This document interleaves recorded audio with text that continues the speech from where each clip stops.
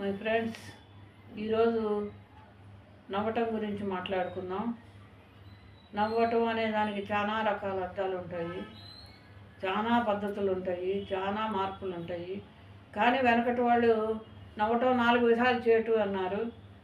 కానీ ఈ రోజుల్లో నవ్వటం ఆరోగ్యానికి మంచిది, నవ్వండి అని చెబుతున్నారు.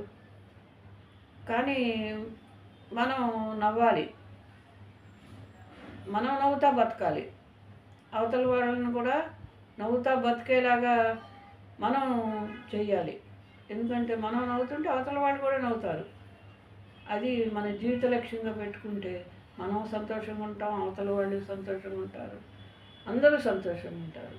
ఓకే, హ్యాపీగా ఉందాం. లైక్ చేయండి, సబ్స్క్రైబ్ చేయండి.